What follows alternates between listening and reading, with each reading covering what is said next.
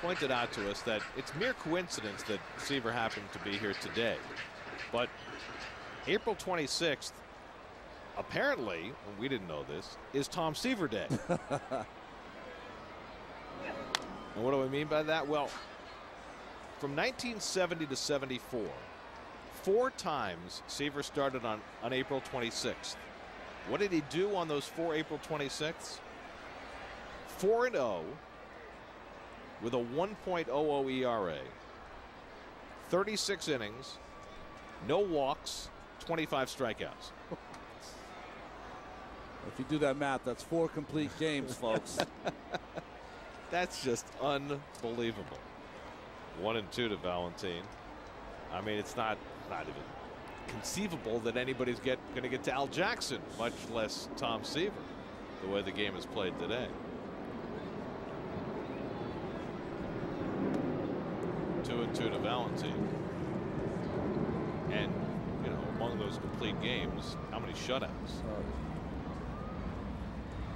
Well, I've told you the story before. Tom was nice enough my rookie year to invite me over to his house.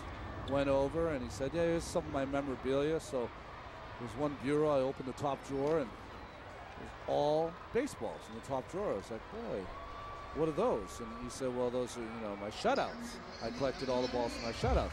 Said, wow, that's pretty impressive. He goes, well, open the second drawer. Open the second drawer, littered with balls. I said, what are these for? He goes, those are shutouts too. It's the whole bureau. So 4 drawers full of baseballs. That was his shutout. 44 shutouts as a Met, and there you see the Met leaders in wins, and you're on there. Valentin drives one to right center, and Taveras over in the gap runs it down for the second out. That's got to just eat at you, though. 99 wins as a Met. I honestly, even though I knew I was done, I was hoping that I'd get some sympathy from the Wilpons and the Mets. Maybe I was thinking of making a call and say, you know what, let me come to spring training. Let's see if I have a little left in the tank and try to get one more win, but it wasn't to be. Not in the Wilpons part, on my part. It wasn't to be. Well, here's Damian Easley, who put an incredible charge into the crowd last night with an unlikely game-tying home run. Unlikely because, well, it was 1-0 in the bottom of the 10th, 2 outs. He was in an 0-2 hole, worked it back to 2-2, and then just crushed it. And plus, for us, we've not seen him play enough to realize how the ball jumps off his bat. That was a very short stroke on a ball on the outside corner. Damian Easley, the 5th player in Mets history whose first 2 hits for the team were home runs. Kevin McReynolds, the first 3 hits, weren't they? You have to be a very good Mets fan to remember Rich Becker. Yeah, exactly. Yeah. He's a guy who liked to run into walls. Played a little bit for the Twins after he left here. And Easley lines one down the left field line, and that'll settle into the corner. Castro lumbering toward third. Holiday digs it out, so Sandy Alomar waves him home. Relay throw to the plate, and he is meat. Down 10-0. Castro trying to score from first on a double and gets thrown out. Well, we see Troy Tulowitzki's arm. We've seen it a couple of times in this series, and he throws a strike. And Iannetta is able to hang on and make the tag on Castro to end the inning. Good effort by Ramon. Just couldn't quite get there.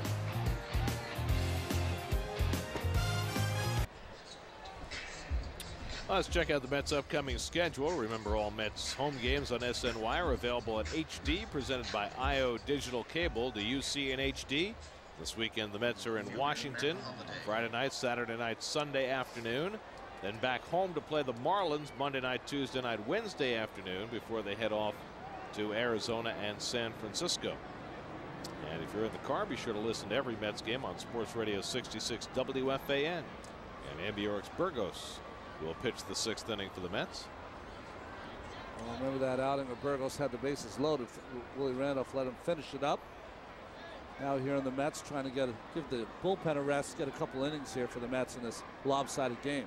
Matt Holliday leads off and pops the first pitch up. Valentin under it. One pitch and one retired. So one away. Todd Helton coming up. First, let's check out our Aflac trivia question for today. Prior to Endy Chavez, the last Met to lay down a game-winning bunt single. Now that is an esoteric question. Any idea? I do know what it is. No, you don't. Yes, I do. I'll tell you later how I know it. Todd Helton takes ball one.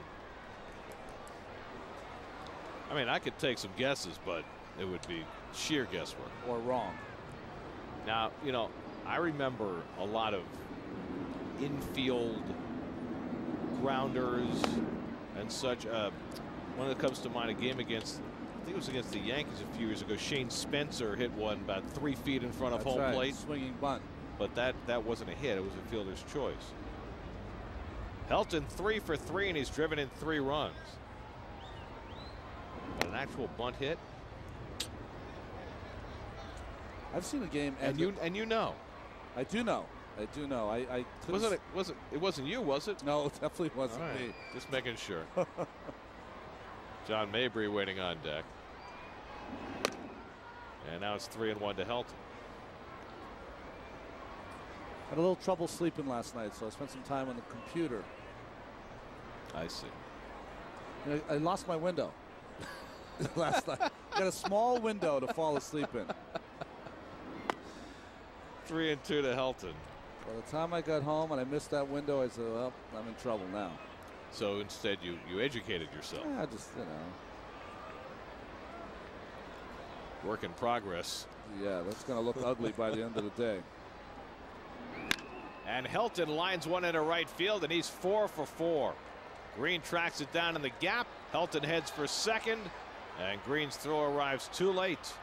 2 singles and 2 doubles for Helton, and it's only the 6th inning. Well, Burgos trying to come inside, which they've tried to do all game to Helton. But when you get down and in with that quick bat of his, oh boy, that's middle.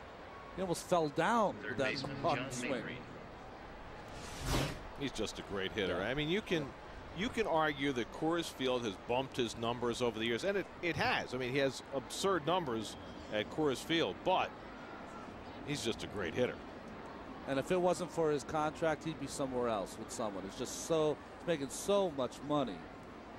John Mabry swings and misses. But there isn't a team in the big leagues that wouldn't want him in the middle of their lineup. Well, you know what? I mean, last year, if the Rockies would have considered trading him, they couldn't have because of the money. But if he keeps going the way he's going right now and reestablishes himself as a 340 type hitter, who knows? Maybe there might be teams interested in taking on the last, 5 years of his contract. I know he's making almost $24 million in 2011. Yeah, the contract runs through 2012, which is, I mean, the fact that the Rockies signed him to a 9-year deal was kind of silly from a business standpoint. Mabry fouls it back because nobody's that much of a given over that period of time. Well, the problem is, though, now they have some young players that are very attractive players to watch play, but no one comes to Coors Field to watch anyone but Todd Helton. He is the name. And unfortunately for the Rockies, not too many people are doing that anymore. I mean, you have to really say that the Rocky ownership has squandered an incredible amount of goodwill in that town. I mean, their 2 years at Mile High Stadium, they drew over 4 million. Then they built Coors Field, and they drove 50,000 a night for the first several years it was open. But they didn't do enough to make the team better so that once the initial euphoria wore off, they could keep people coming out to the ballpark. And there's a lot of ill will, not just apathy, but ill will toward the Rockies now in Denver.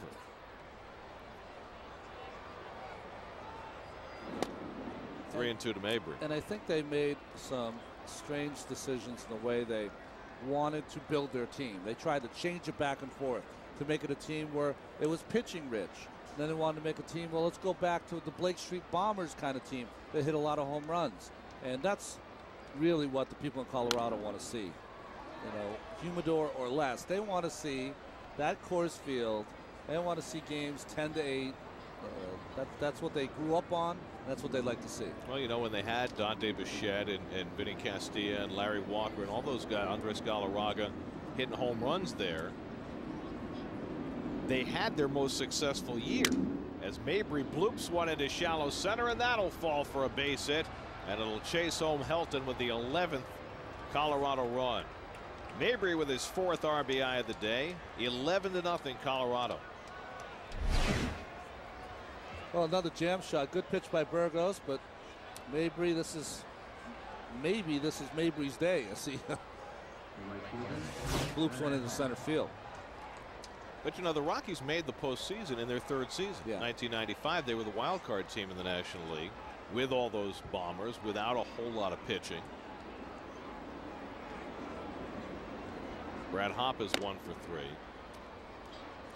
But I think the next couple of years, when they had the home run hitters and weren't as successful, convinced them that they couldn't win that way. Well, they made just some decisions on some pitchers that just did not pan out. Mike Hampton, Denny Nagel. You know, what they needed was, I think their most successful pitcher, in my mind, starting pitcher there, was Billy Swift. Name that not a lot of people might remember, but he just used to throw that sinker ball a la Aaron Cook last night. And those are the kind of pitchers you kind of need, that, you know, they'll bend but not break. I'll tell you who else was very successful there was Pedro Astacio. That's right, he was. He was a horse there. Astacio would go out there and he'd give up 5 or 6 runs, but he'd give you 7 innings and save the bullpen, which that's the key. Yes. Because over the course of 81 games at Coors Field without the humidor, you'd burn out your bullpen. 2-2 now to Hopp. Pedro Astacio still has the Colorado record for innings pitched in the season. 236, I believe. 236 in the 3rd or something. Well, I'll give them this. They've got a couple of younger pitchers who are right for Coors Field as Hopp goes down swinging for the 2nd out in Jeff Francis and Aaron Cook. But they have to build from there. Yeah. Have to build from there, and I know that Brian Fuentes is their closer and has been an all-star closer, but you know, in time he'll be more of a setup kind of guy, I would believe, and get a guy in there who can close games with a good cheddar. Chris Ionette has been on base 3 times in a row, and Burgos jams him. That's a nasty pitch. 0-1. I talked to Vinny Castillo about what it was like in Colorado's in those days, is that nasty inside fastball from Burgos. He said he never had more fun in baseball than those few years in Colorado. And you said about the goodwill. Fans couldn't, I don't think there were fans in baseball at that time that loved their team more than those Colorado fans. You know, the Mets played the first ever game at Coors Field after the strike was settled in '95, and it was 35 degrees. It snowed 6 inches the night before the game. Packed house, 14 innings, and they were all there at the end of the game to see Dante Bichette hit the walk-off home run.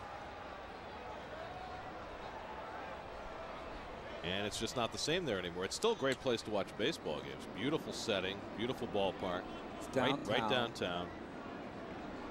And you hope they can get it back, get the fans back. Ionetta goes down swinging, so Burgos with back-to-back strikeouts, and the Rockies just keep on adding runs. Middle of the 6th, 11-0 Colorado. Home 6th inning, Jose Reyes takes ball 1 from Josh Fogg. Jeff Baker takes over in left field for the Rockies. Matt Holliday gets the rest of the day off, with the Rockies comfortably in front, and Reyes rips one to right field. Hopp gets over to cut it off to hold Reyes to a single. 2nd hit of the day for Reyes. We'll check in with the studio. Baseball Day in New York and Matt Yalla. All right, Gary, 11 runs for the Rockies today, 11 runs for the Braves last night. Pete Orr off the bench doing the damage, breaking the game open in the 9th. The Braves beat the Florida Marlins. Tim Hudson tonight for Atlanta in Florida. All right, Matt, and the Braves will have a chance to regain first place, it would appear. Started the day a half game back. Andy Chavez takes a strike. Andy's 0 for 2. Getting the start in left field today.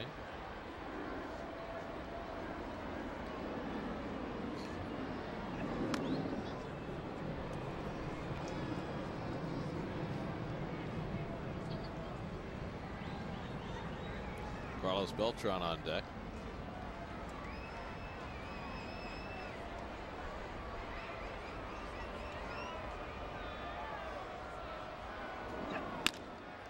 Under the glove of Fogg and into center field. And the Mets have the first 2 men on here in the bottom of the 6th.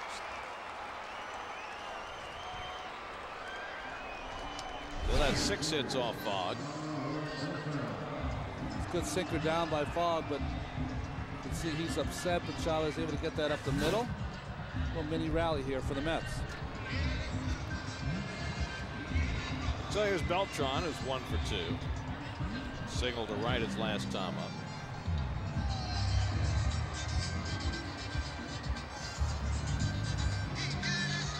You know, we're talking about the Rockies and how much trouble they've had. You know, Clint Hurdle just got a new 2-year contract extension, and so did the general manager, Dan O'Dowd. And that's a little startling only from this standpoint. As Beltran takes a curve for a strike. Clint is in his 6th season with the Rockies, and the Rockies have not had a winning record in any of his 5 seasons. Beltran gets under one to right center. Hop going back, and he's got it lined up. Reyes will tag and go to third. Chavez tagging, and he goes to second. So aggressive base running puts 2 in scoring position with 1 out. There are only 2 other managers in Major League history who've lasted 6 seasons with a team after not having a winning mark in any of their first 5 years. Tony Muser with the Royals and Gene Mauch with the Expos. Now, you know, Mauch was the manager of an expansion team, so you know that kind of gets an asterisk next to it. So it's very, very rare for a manager to go this far into his career with a team without ever having a winning record, and then he gets a 2-year contract extension. And talked about losing goodwill in Colorado. I think for a lot of fans in Denver, you know, rightly or wrongly, that makes them think that losing's okay. Yeah, the mediocrity is fine. You know, that's not to say that Clint hasn't done the best job that he could with what he's had. But if you're rewarding a manager who's never had a winning record over that long a period of time, you're basically saying that that's okay. And maybe that's not the sign you want to give your fans. 1-1 to Delgado, who's struck out and flied out. He pops this one foul, backing out of play. You know that wouldn't happen in New York. Oh. Listen, they're out in Denver. They're snowboarding. They're hiking. They're smelling all that fresh air. You know, got a big smile on their face. They never get irritated. You know, they're fine out there. They're, all right, whatever. We'll play 500 ball. But wouldn't you want them to come to the ballpark? No, of course, of course. If your ownership. Delgado holds the swing on the off-speed pitch. And it's 2-2. And they do have a lot of young players, but you know what happens a lot of times with Elton and the young players and some young pitchers is that I think some teams start to get in the mold that, hey, we got a lot of young guys, we're going to make some mistakes some nights. That's how it goes. Well, you know what? This is the major leagues, not really allowed to after a long period of time. It's time to win, and fans want to come to see a winning team. You know, people love talent, but they pay for passion. You know, and that's what they want to come see. They want to see guys going out there and doing all, you know, getting a bunt base hit to try to win a game. And Delgado chasing a pitch well out of the strike zone, and that's the second out. 4th strikeout for Fogg. So 2 out.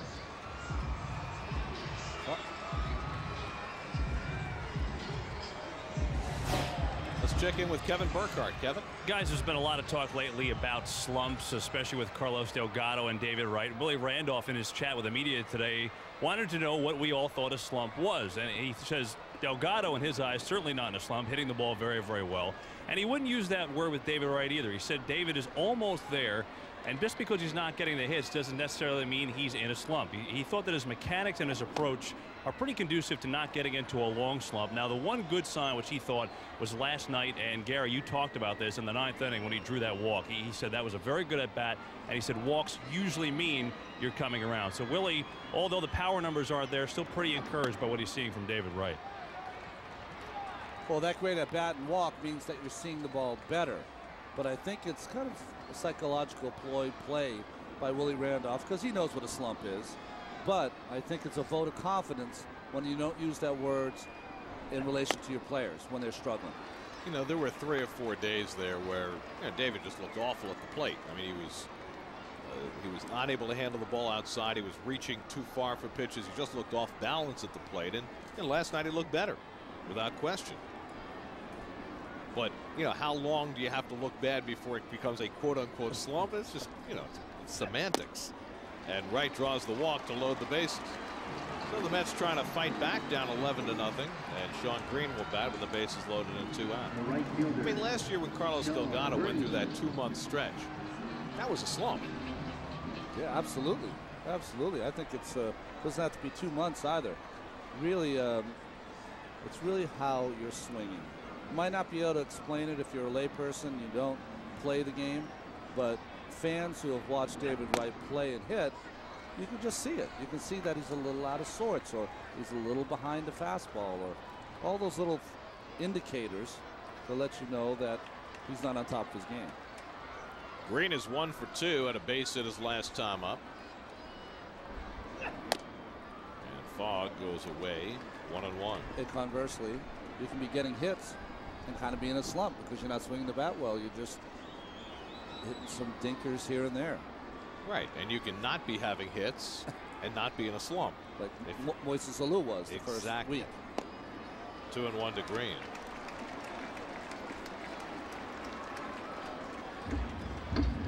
Ramon Castro waiting on deck. Do you have to go to the oxygen after trying to score from first? Yeah, he doesn't do that very often. It's been an exhausting day for Ramon. Taking a foul ball. He fouled one off his ankle. Had to go first to home, try to score on a double. And Green drives one toward the gap in right center field, and that'll break up the shutout and then some. Reyes scores. Chavez scores. Here comes Wright heading home. The relay throw by Barmes not nearly in time. A bases clearing double for Sean Green. So the Mets with their first 3 runs of the afternoon, and they start that long uphill climb. It's 11-3. Well, Sean Green with his second hit of the night, just a little slider. Stayed right in the middle of the plate. Sean Green has just been spectacular in this first month of the season. We talked about it. Maybe he's not going to hit the 35, 40 home runs he did before, but maybe he'll have a season like Luis Gonzalez, who had 57 doubles last year. Maybe 40, 45 doubles. He'll have the extra base hits to count for it, maybe the RBIs to count for it. Well, that's 8 doubles in the first 20 games for Sean Green, so that's a pretty heady pace right there. Now has 13 runs batted in. Bob Apodaca, the pitching coach for the Rockies, visiting Josh Fogg. Zach McClellan, the right-hander, who pitched in the opening game of the series Monday night, getting ready. And the Mets will try and continue here in the 6th with Ramon Castro. Castro was robbed of a base hit in the 3rd inning as Tulowitzki made a diving catch of his line drive, and then hit into a fielder's choice in the 5th. Tried to score from first on Damian Easley's pinch double and was thrown out by Tulowitzki. Joe Smith up in the Mets bullpen. So Tulowitzki has certainly made his presence felt, and when you play teams from other divisions, you don't see them very often, and players make impressions or not in a 3-game series, and Tulowitzki has. Well, I don't always know how to describe a person that looks like a ball player, but he looks like that. Just dirty from today's play. Got his nose in there all the time. And maybe he's not hitting yet, but he's going to be one of the good players in this league. And sooner than later. Well, he's already there defensively, you'd have to say. 2-2 to Castro. I mean, his arm strength is right there with Jose Reyes. He, obviously doesn't have the speed Reyes does, but he's very quick. And Fogg bounces back to get Castro, his 5th strikeout to end the inning. But Sean Green's 3-run double gets the Mets on the board. Still down by 8.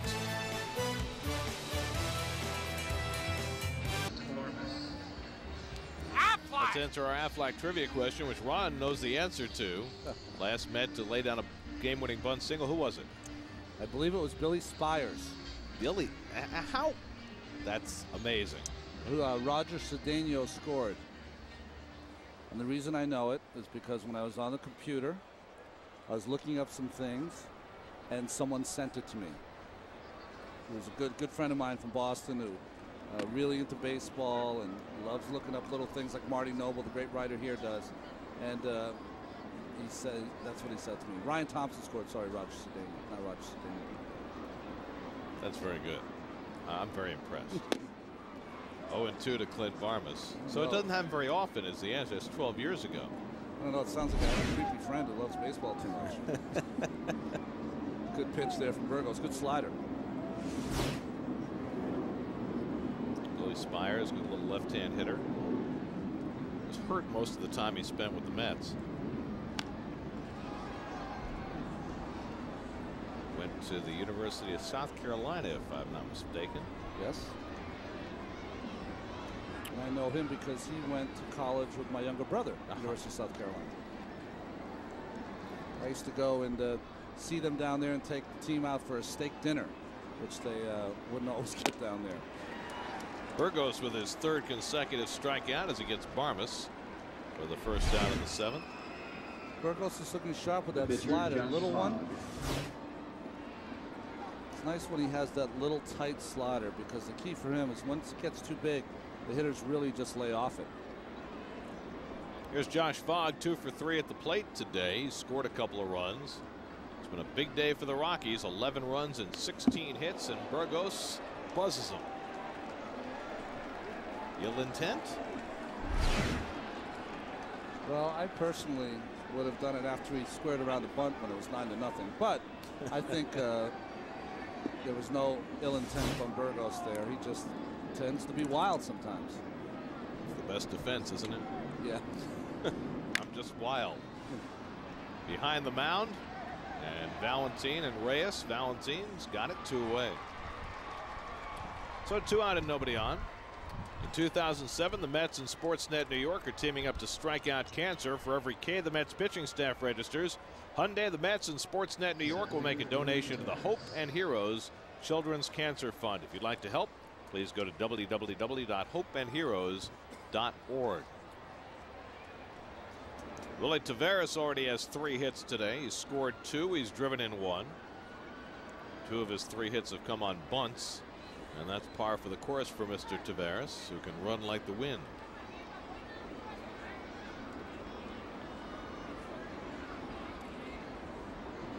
Looks like they're having a battle back and forth between when Burgos wants to throw and Taveras wants to be comfortable in the box. Bill Welke trying to solve that with some diplomacy. Ball 1 to Taveras. Rockies made a big deal in the offseason. They traded one of their most reliable starters, Jason Jennings, to the Astros. Brought back Taveras in that deal. As Taveras picks up his 4th hit of the day and hit number 17 for the Rockies.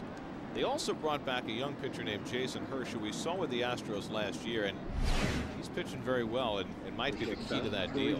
I think they have a nice little staff, as you see. Taveras, that's the kind of hitter Taveras is. He is out on his front foot, kind of pokes the ball around the infield, drops it in the outfield, no power at all. Here's Tulowitzki, 0 for 2, a walk and a sacrifice. And he drives one to deep left field. Chavez going back, and he's got enough room to make the catch. Tulowitzki hit that ball well, but Chavez able to retreat and get it. 7th inning stretch time at Shea. It's been all Rockies.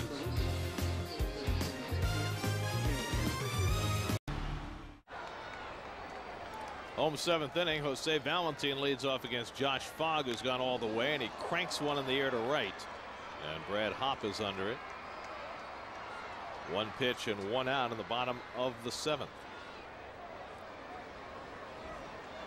Mets Weekly on SNY is your all-access pass to the New York Mets. This week we'll take you behind the scenes of the pitching staff with a profile of pitching coach Rick Peterson. An all-new Mets Weekly Saturday at 12:30 exclusively on Sportsnet New York. And Rick, by the way, will be able to disown today's performance. Yeah. Mike Pelfrey went the first 3 innings and gave up 6 runs and 8 hits. Aaron Seeley 2 innings, 4 runs, 6 hits. Burgos pitched the last 2 innings, 1 run, 3 hits. Julio Franco bats for Burgos with 1 out, and he takes ball 1. Mets started the day with the best staff ERA by far in the league at 2.46. That will go up. Franco lifts one down the right field line, and Hopp is overplaying that way, as he should, and there are 2 out. Well, this is a strange time. You know, Mike Pelfrey's been sitting in the locker room for a while and kind of ruminating over this start. It's a hard thing for a young pitcher. He's going to be inundated by the media when the doors open up. And I remember being in that same position many times and having pitched many bad games in my career. And just thinking, what am I going to say? Well, how am I going to answer all their questions? I don't have any answers myself. Well, maybe Mr. Glavine can provide him some counsel. But, you know, the questions aren't going to be just for Pelfrey. You know, this is a team that is supposed to win, and you've got options down in AAA. Now, certainly Pelfrey is a big part of your future, whether he goes back to the minor leagues or not. But the question is, you know, he's made 3 starts now, hasn't pitched particularly well. How much rope do you get? And how much do you worry about, you know, winning every game right now that you can by bringing up a more experienced pitcher? Well, we've seen Willie give a lot of rope to the relievers, so it'd be interesting to see if that is the same with starters. I believe it's not. Reyes pulls it foul. Well, I think he has fewer options in the bullpen. I mean, until Mota comes back, and unless Sanchez comes back at some point, you know, later in the season, there really aren't a lot of options waiting there down in AAA. The only difference, though, is relievers can come in for an inning or 2 or whatever. If you have a starting pitcher that's consistently leaving a game after 2 or 3 innings. Reyes lofts one down the line, and this will be an extra base hit. 3rd hit of the day for Reyes. A 2-out double. And the Mets have their 8th hit. It's nice to see Jose Reyes not giving away at bats in a game that's kind of lopsided here. Fastball right on the outside corner. That's the kind of hitting he was doing when he was red hot. That's just going with that short stroke, hitting the ball where it's pitched. And of course, always fun to watch him motor. So Jose, who went hitless in the first 2 games of this series, has 3 hits today. And Chavez will try and get him in, and he's 1 for 3. And he takes a strike. That's what I'm saying, is if you have a starter who is struggling and he's having trouble getting deep into games. I'm talking about, you know, having an appearance like Pelfrey for 3 innings today, 5 innings, 100 pitches, whatever. What you're doing is now you're starting to tax the bullpen in an unnecessary way. Barmas moving to his right, throws out Chavez, and that ends the inning. So we played 7 here at Shea, and Josh Fogg and the Rockies with the lead. Think you have the best hat collection in New York? Well, SNY and New Era are teaming up to find out, and the winner gets an autographed game-worn Mets cap. The New Era Hat Collection Contest. Log on to SNY.TV to enter and win. We go to the 8th inning here at Shea. And hey, it's time to ask the booth. Where you been? Ask the booth. Janet from Murray Hill says, how do I get the most movement on my curveball? Well, hi, Janet. I know Murray Hill. It's my first apartment when I was with the Mets at Toyd and Toyd Avenue. There you go. And the best way to throw a curveball, the way I threw it, is that you hold it with the seams, try to get a lot of pressure on this middle finger, and you pull with the middle finger, and with this thumb right here, pull with your middle finger and push with your thumb. Pull and push, and you get that rotation straight over. In fact, to this day, Callus. Still have a callus from throwing a curveball 100 years ago. Jeff Baker lines a base hit to right and joins the hit parade for the Rockies. His first time up, and he has the Rockies' 18th hit. This one coming off Pedro Feliciano, the 4th Met pitcher of the day. You just look at the ERA and see what Pedro's done so far in this early season. Continuation of what he did last year in a career year and in a brilliant spring training. Tom Martin up in the Rockies bullpen. Meanwhile, Todd Helton trying for a 5th hit. He's gone 4 for 4 today. And right up to 370. He's had a 5-hit game once in his career. That was back in 2000 against Montreal. It's amazing that he's only had one 5-hit game. If you look at all the changes today. They're going to need Keith's markers here in a second. Running out of ink. Well, they stick with one color. Keith's a little more complicated. Don't you know? And there one is robbed by David Wright. So Helton was that close to his 2nd career 5-hit game, but Wright able to snag it for the first out. Well, we've seen him hit it to right center, left center, now going with it down the line. And boy, I'll tell you, the book on Helton was right there, right positioned perfectly. So 1 out and 1 on, and here's John Mabry, who's had a big day. 3-run homer, RBI single.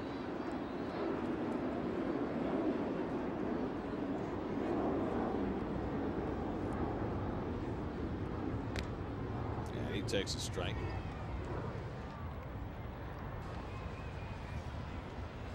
Brad Hopp waiting on deck.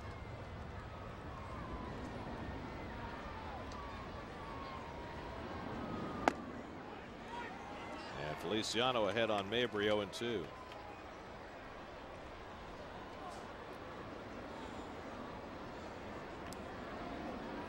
Baker at first and 1 out.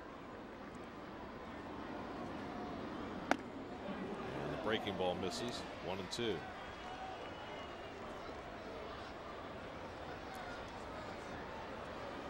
Pedro Feliciano has gone from afterthought to mainstay in the Mets bullpen the last 2 years, and he gets Mabry with the breaking ball for the 2nd out. Well, this is a good one. Starts in the middle of the plate, breaks off about a foot. Good thing about him, he just gets inside that ball. We're just talking about the curveball. See how he gets on the side of it? He gets that good rotation, bending over and over as it breaks outside of the strike zone. So 2 away, and now Brad Hopp, another left-hand batter. A double in 4 trips today. And he takes a fastball for a strike.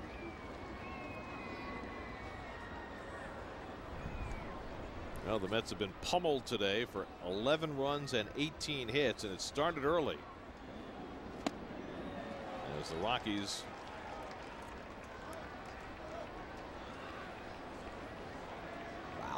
got a run in the 1st inning and haven't looked back. You know, it occurs to me, we just showed the totals on the scoreboard. If you look at the line score, there have been so many runs scored, the scoreboard operator got it a little wrong. 0-2 to Hopp. Rockies scored 1 run in the 1st inning, and for some reason out there it says 2. Look at that. They gave the Rockies an extra run. They didn't need that. You add them up, it's 12, but it's actually 11. Hopp pops it up foul and right, hoping, but it's in the crowd.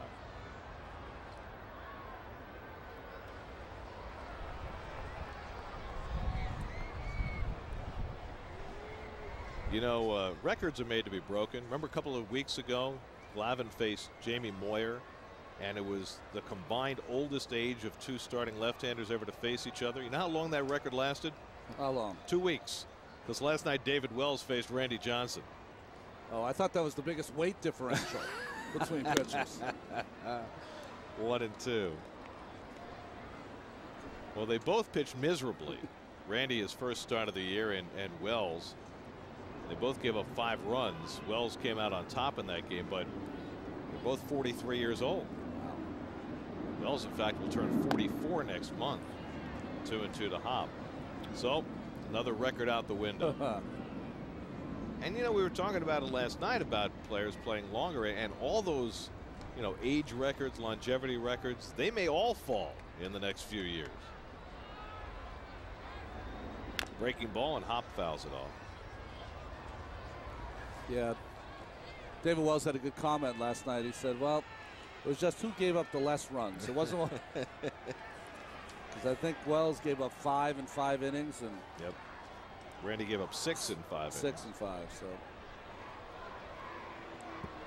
I just thought it was interesting to see. It's always nice to see two pitchers who've both pitched perfect games going against each other. Haven't been too many of those, I'm sure. Hop hits one right over the bag and down the line. Baker stops at second as Chavez gets to it quickly, and that's 19 hits.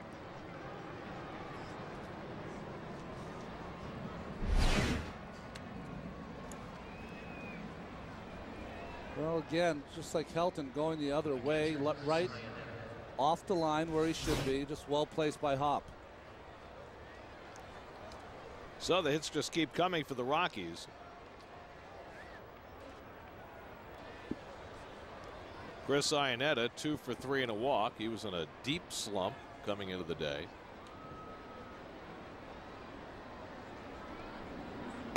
Speaking of pitching, you know, there is some great pitching to be found. You know where it is? San Francisco. Yeah. Giants have won 6 in a row. They've allowed just 8 runs in their last 5 games. Well, Zito started winning that 1-0 game with Barry Bonds going deep. They're getting great pitching. The Oakland A's across the bay are getting great starting pitching also. They brought up a kid named Dallas Braden, who made his debut yesterday and pitched at Gem. And a breaking ball in there for a call, strike 3.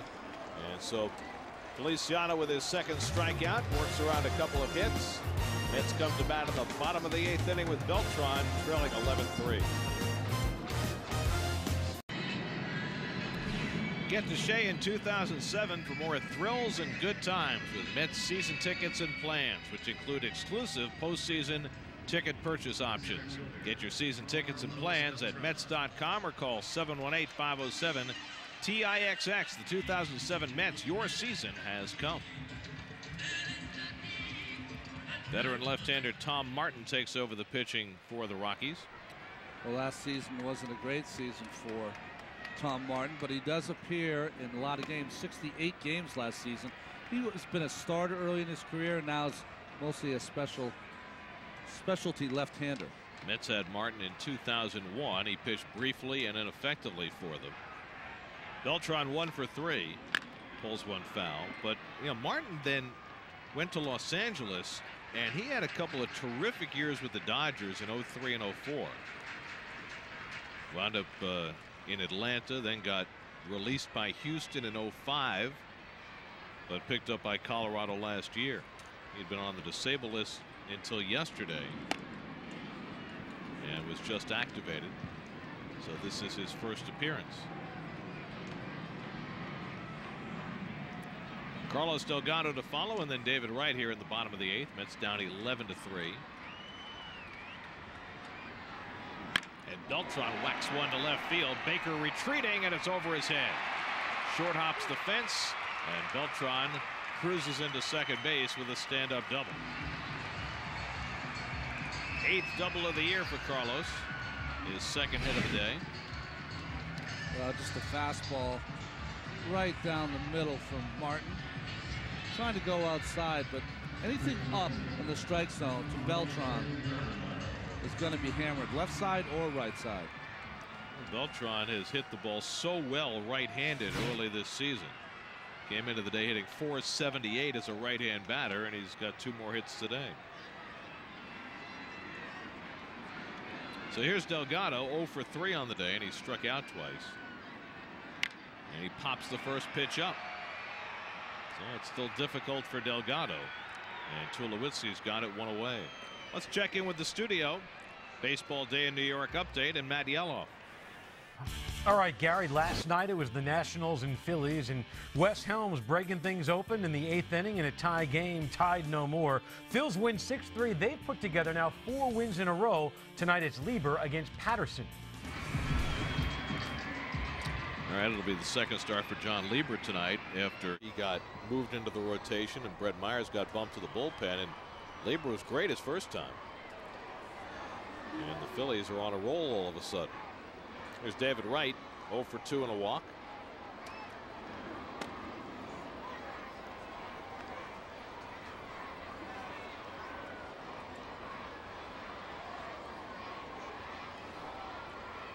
Does it say happy birthday, Mark? And Diana. Hi, Dad.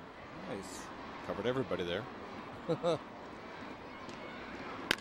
Hit hard. And Beltran in danger of getting caught on the same play as he did last night. This time scrambles back. He had a notion about getting hung out to dry again. Well, you can see Tulowitzki's playing the pull. That ball's right at him. Not even giving a shot there if it's a closer game, but of course want to get the out.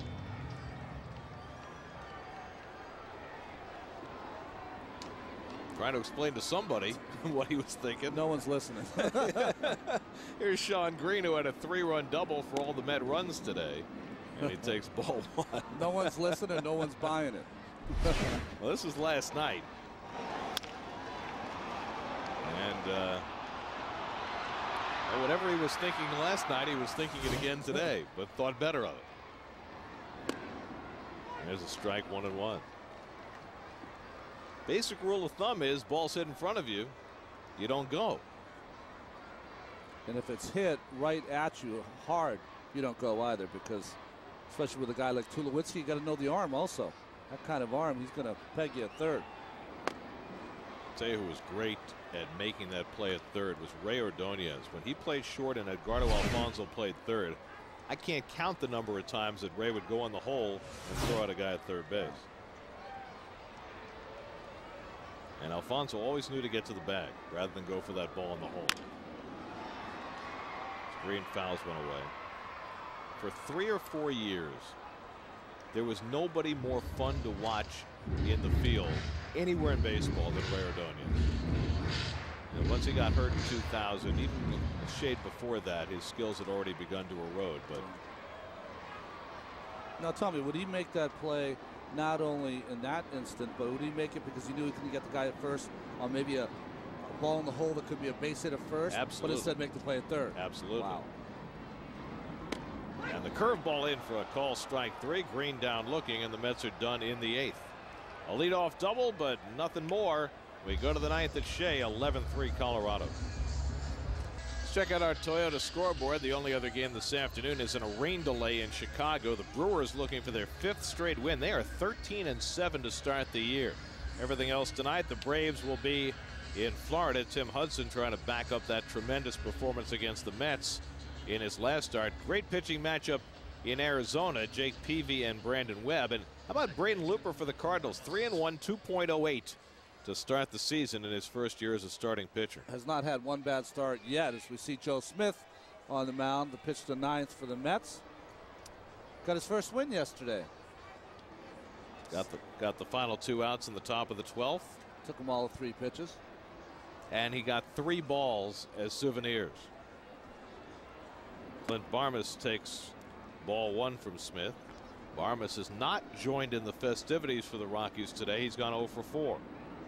And he's 0 for 9 in this series. The Rockies haven't needed him. They've had 19 hits as they pummeled Mike Pelfrey early. Aaron Seeley in the middle. Ambiorix Burgos for good measure before Pedro Feliciano finally put up a 0 in the 8th. 1-2 now to Barmas. Well, the Rockies line score looks like a phone number, doesn't it? They still haven't fixed the first inning. They still got a 2 up there when the Rockies only scored 1. Into left field, and Chavez 1 away. So 1 out and nobody on. Zach McClellan getting ready to pitch the bottom of the 9th. Steve Finley will bat for the pitcher. Finley started the first 2 games of this series. Only 2 players in Major League history have played more games in center field than Steve Finley. Willie Mays and Tris Speaker. Wow. That's how long Finley's been around, now 42 years old, and he fouls one off his foot.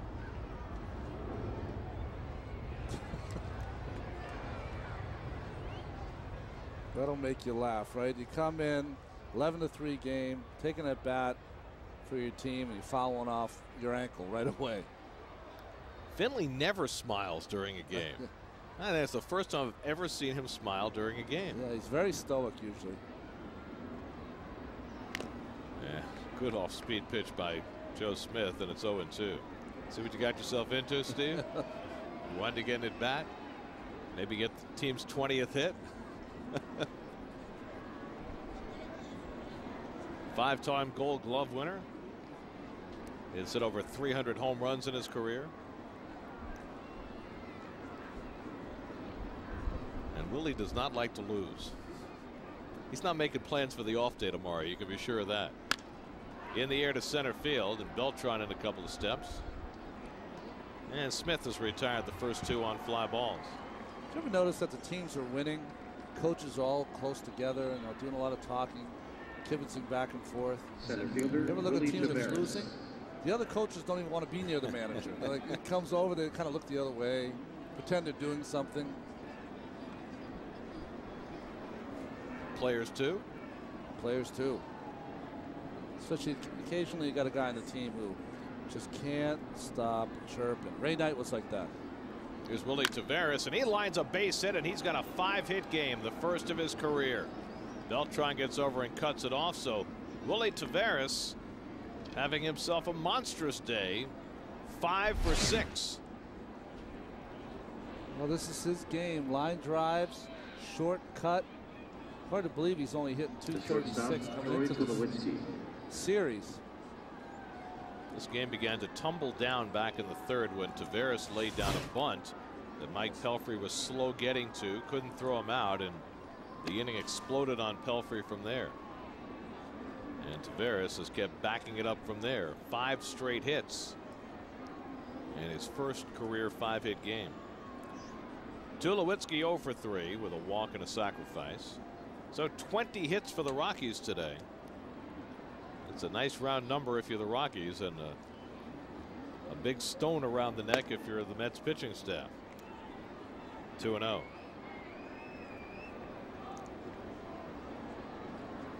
These days have been awfully rare. The league was hitting just .209 against the Mets staff coming into the day. That's how good they've been.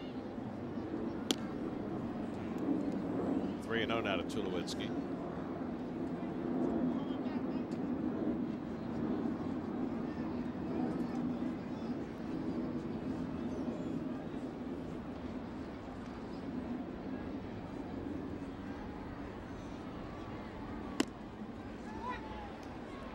Certainly it's not going to feel like this for Mike Pelfrey or some of the other Met pitchers that have been beat up today, but sometimes in the course of a long season like this, Gary, never easy to take a loss, but it's easier to take a loss like this than it is a last inning run or a walk-off home run or a game like that.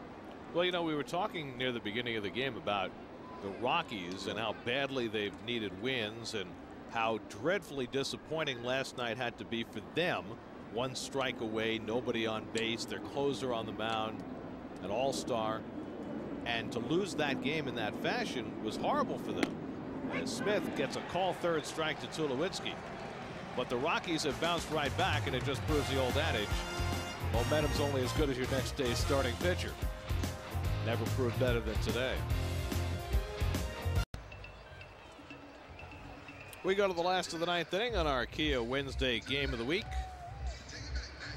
Lots of kids in the ballpark today on Kid Fitness Day, and well, if they haven't been able to watch a very successful day for the Mets, they've gotten plenty of exercise.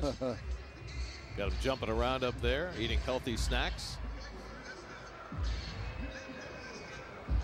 Don't forget to tune in tonight at 6 for Geico Sports Night.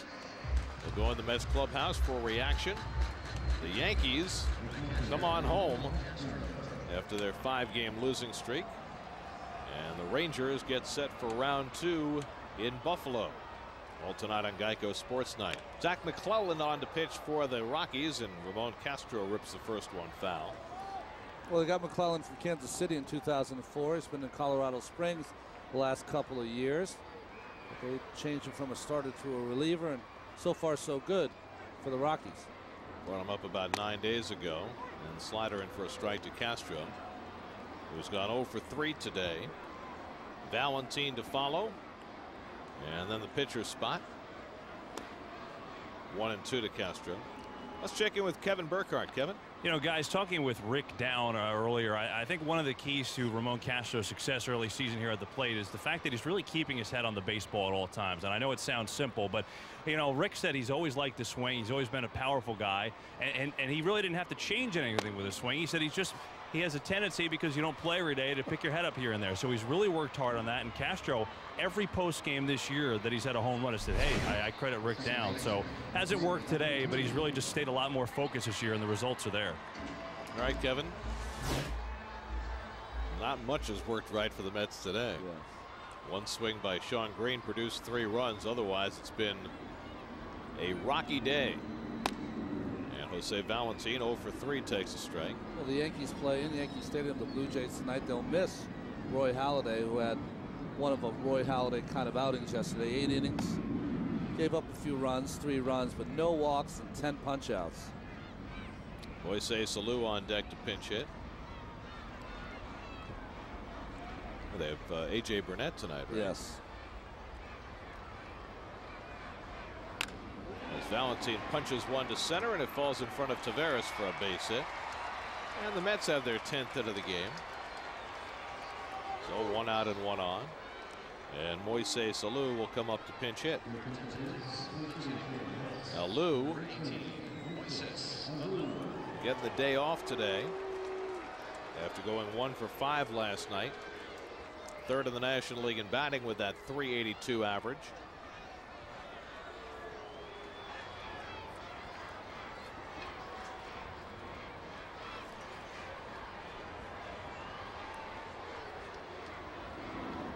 Some everyday players are terrible pinch hitters.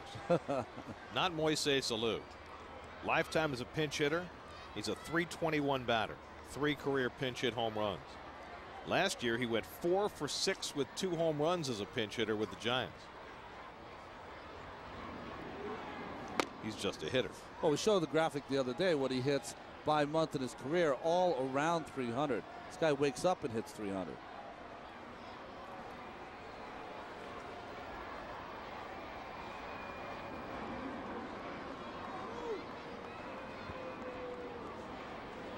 Oh, and 2 to Alou. And McClellan throws a splitter. It's 1-2. Of all the brothers, his uncles and his father, who was the best hitter? Felipe had his dad. Felipe had the best power. Well, Matty was the a best singles hitter, yeah, and won a batting championship. And pinch hitting and all that stuff. But I would say that of the 3 brothers plus Moises, yeah, Moises the best hitter. Yeah. I mean, Felipe was a good hitter. I mean, Keith might give you an argument on this because he loved Felipe as a player. But I think Moises is better than his father or his uncle. Now, who had the crazy stance? Was it Jesus? That was Jesus with the neck cricks. Yeah. Jesus was a Met for a brief period of time. And he got him with a breaking ball. McClellan strikes out Alou, 2 away. McClellan's call is that good overhand curveball, and really has some bite. You saw it breaking, and as it gained speed and momentum, really went down at the last minute. That is your 12-6. Yeah, beautiful pitch. So Reyes, the final hope for the Mets. Jose has had a nice day with 2 singles and a double. And he drives this one to deep right field. Back goes Hop, and it's over his head, and Reyes has a 4-hit day. Valentin to third. Reyes pulls into second with his second double of the game. So amidst the morass, Jose Reyes has a 4-hit day. If you told anyone that Jose Reyes had a 4-hit day, and the Mets were losing by 8 runs. They think you're crazy, but it's good to see him not giving up at bats, even in this lopsided game. A good hustle by Reyes. That ball was hit on the line. Reyes now has 31 hits, and 13 of them have been for extra bases. Here's Chavez, 1 for 4 on the day, and he takes the curveball high. Holiday for the Rockies has the most hits in the major leagues now, 36, I believe, right? 3 hits today. And 33 coming in, yep.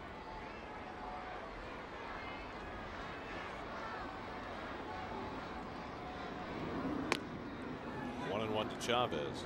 Reyes with the 4 for 5 today is now at 356 for the year. So after a couple of days where he didn't look particularly good at the plate, he's right out there accumulating hits again. Chavez pokes one the other way down the line, and that'll bring home a pair. Valentin and Reyes in to score. Chavez heads to second, a 2-run double, and now it's 11-5. Well, it's late, but it ain't over. Well, Andy Chavez seems to do something so well schooled every game. It's a good way. If you try to pull that curveball, you'll end up with a ground ball to the second baseman. Instead, he inside outs it. It's a line drive down the left field line. 2 RBIs. Beltran 2 for 4, and he takes a strike. And the Mets are down to their final out, down by 6 runs. But why not a rally cap?